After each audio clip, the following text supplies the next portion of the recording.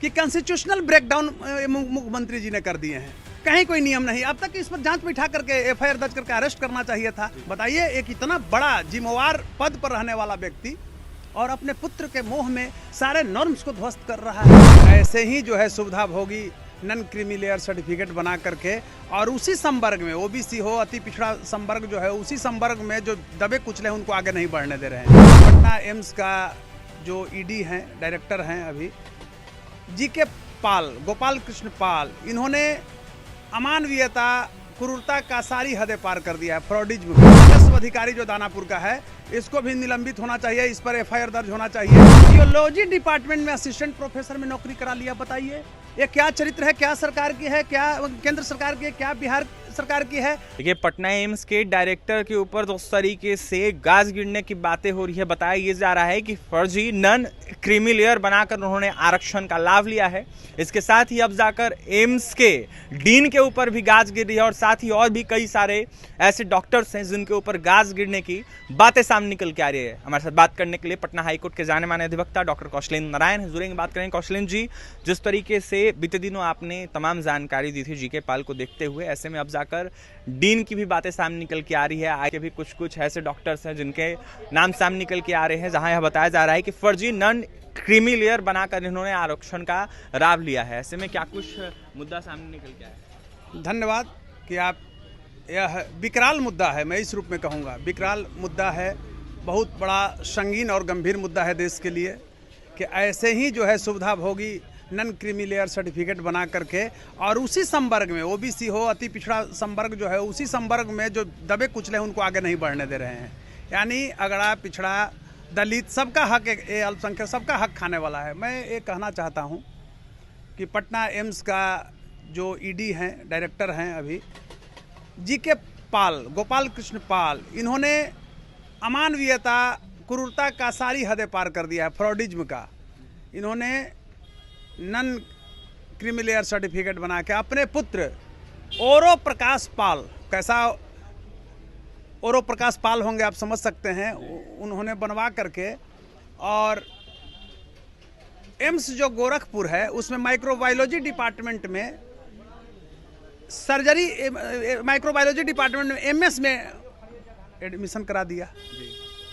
अभी ये कहते हैं कि हम वहाँ एडमिशन कैंसिल कर। मैं ये कहता हूँ कि 3 महीने आप ही के चैनल में और कई मीडिया वाले आए थे, मैंने बताया कि बिहार का खासकर दानापुर का राजस्व जो अधिकारी हैं उनका रिकमेंडेशन, दानापुर का एसडीओ का रिकमेंडेशन के बाद जिलाधिकारी ने जारी किया, पटना जिलाधिकारी ने। तो सिर्फ ये वहीं तक मामला नहीं है एक डॉक्टर से जुड़ा हुआ, यह राजस्व अधिकारी जो दानापुर का है, इसको भी निलंबित होना चाहिए, इस पर एफआईआर दर्ज होना चाहिए। उसके बाद दानापुर के एसडीओ पर भी होना चाहिए, क्योंकि ये मोटी रकम लेकर के, देखिए जो नन क्रीमी लेयर सर्टिफिकेट, उसका मैंने पूर्व में भी आपको दिया हूँ नंबर, कि किस नंबर किस पत्रांक से जारी किया गया था। वो जो जारी किया गया है उसमें मैं आपको बताना चाहता हूँ कि किस आधार पर 45 लाख जिनकी सैलरी है साल में। और ये भी मैं कहना चाहूँगा कि जीके पाल जो हैं, डॉक्टर जीके पाल जो डायरेक्टर हैं, उनकी पत्नी भी जिम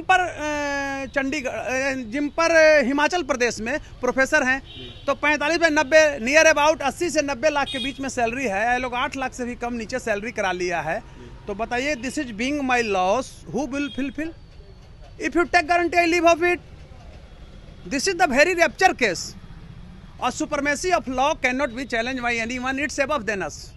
इसने कानून को चुनौती दिया है, एक जिम्मेवार पद पर रहते हुए कौन फुलफिल करेगा? तो कड़ी से कड़ी सजा मैं मांग करता हूं, कड़ी से कड़ी सजा मिलनी चाहिए। और आपको पता होगा कि आपको इंटरव्यू देने के बाद मैं दिल्ली चला गया था, एम्स के गवर्निंग बॉडी को भी मैंने पत्र जारी किया है कि इस पर कार्रवाई कीजिए। और स्वास्थ्य मंत्रालय में भी मैं मिला और मैं डॉक्यूमेंट्री एविडेंस दिया हूं जो उनको जारी किया गया है। इन्होंने डायरेक्टर्स क्वार्टर खगौल का, वार्ड नंबर 14 का और दानापुर अनुमंडल जिला पटना का जारी किया है। तो अब बताइए कि यह इतना बड़ा जो है कुकर्म किया है, तो दोषी कौन होगा? सिर्फ एडमिशन रद्द करने से इसके बेटा का नहीं होगा। एक चीज और मैं बताना चाहूँगा, सर्जरी विभाग में वहाँ डॉक्टर हैं एम्स गोरखपुर में, श्री गौरव गुप्ता, डॉक्टर गौरव गुप्ता, उन्होंने इस मामला को उठाया था। मेरे पास सब डॉक्यूमेंट्स आए, क्लाइंट हमको सारे डॉक्यूमेंट्स को उपलब्ध कराया। एक और मामला है पटना एम्स का, यह भी एक बहुत संगीन और जांच का विषय है कि वहाँ का डीन डॉक्टर प्रेम कुमार ने अपने बेटे का नॉन क्रीमी लेयर सर्टिफिकेट के आधार पर ही फिजियोलॉजी डिपार्टमेंट में असिस्टेंट प्रोफेसर में नौकरी करा लिया। बताइए ये क्या चरित्र है, क्या सरकार की है, क्या केंद्र सरकार की है, क्या बिहार सरकार की है। और गौरव गुप्ता ने कहा, जोगी जी से मांग किया कि इन पर एफआईआर दर्ज किया जाए। तो मैं कहता हूं कि ये यूपी में नहीं दर्ज होगा, ये जुरिडिक्शन तो बिहार में है, फर्जरी सर्टिफिकेट बिहार में जारी हुआ है। और एक गुप्ता जो है वो एम्स में डॉक्टर हैं, एम्स के डायरेक्टर है। तो इन पर एफआईआर दर्ज किया जाए, क्रिमिनल केस किया जाए, क्रिमिनल सेक्शन लगा करके, और इनकी तत्कालीन सिर्फ निलंबन नहीं, गिरफ्तारी हो, तब क्या होगा ना, एक सबक होगा।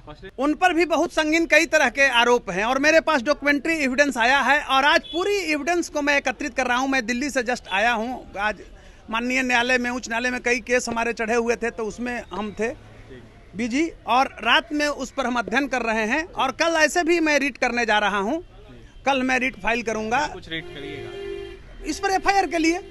वही नहीं है, आपको मैं बता रहा हूँ, ये पीएमसीएच में भी ये खेला है। तो हम यही चाहते हैं कि दोषी हो, कोई भी हो, कितना हो भी बड़ा ओहदेदार हो, कानून के नज़रों में बराबर है। एक गरीब से लेके एक अमीर तक, एक शिक्षित से लेके अशिक्षित तक, उन पर कार्रवाई होना चाहिए, ताकि कल गलत से गलत काम करने की हिम्मत कोई नहीं जुटा पाए। और मैं धन्यवाद देना चाहता हूं आम जनमानस में, आपके जैसे जो भी लोग हैं, मीडिया वाले, चैनल्स हैं, आम जनमानस में मेरी बात को जो ले जा रहे हैं, इसके लिए मैं शुक्रिया भी अदा कर रहा हूं। क्योंकि बिहार में जो भी वर्तमान परिदृश्य जो है, मैं एक चीज़ में ये बोला हूं कि कॉन्स्टिट्यूशनल ब्रेकडाउन मुख्यमंत्री जी ने कर दिए हैं। कहीं कोई नियम नहीं, अब तक इस पर जांच बिठा करके एफआईआर दर्ज करके अरेस्ट करना चाहिए था। बताइए, एक इतना बड़ा जिम्मेवार पद पर रहने वाला व्यक्ति और अपने पुत्र के मोह में सारे नॉर्म्स को ध्वस्त कर रहा है। 90 लाख रुपया पति पत्नी मिल करके वार्षिक कमाने वाला, और नॉन क्रिमिनल का सर्टिफिकेट पटना के जिलाधिकारी के अंदर से जारी होता है, तो उसमें जो रेवेन्यू अफसर है दानापुर का, एसडीओ है, ये लोगों पर भी कार्रवाई होनी चाहिए, ताकि वो लोग को अगले बार गलत कार्य करने की हिम्मत न पड़े। देखिए, अधिकारियों पर भी कार्रवाई होनी चाहिए और साथ ही जो नॉन क्रीमी लेयर सर्टिफिकेट बनवाया गया है एम्स के डायरेक्टर के द्वारा, उनके ऊपर कार्रवाई के साथ साथ डीन के ऊपर कार्रवाई होनी चाहिए। इसके बाद और भी कई जगह पर कहीं ना कहीं इस तरीके के मामले सामने निकल के आ रहे हैं, जिसको उजागर करने की बातें कर रहे थे डॉक्टर कौशलेंद्र नारायण। ऐसे में पटना हाईकोर्ट के जाने माने अधिवक्ता डॉक्टर कौशलेंद्र नारायण ने क्या कुछ कहा है फर्जी नॉन क्रीमी लेयर सर्टिफिकेट बनाने के बाद आरक्षण को लेकर, आपने सुना है। और भी तमाम खबरों के लिए बने रहे हमारे साथ। देखने वाली बात यह होगी कोर्ट क्या कुछ फैसला लेता है, क्योंकि कौशलेंद्र नारायण कोर्ट में अब जाकर चुनौती देने जा रहे हैं। कैमरे सहयोगी विकास है, बहुत बहुत धन्यवाद।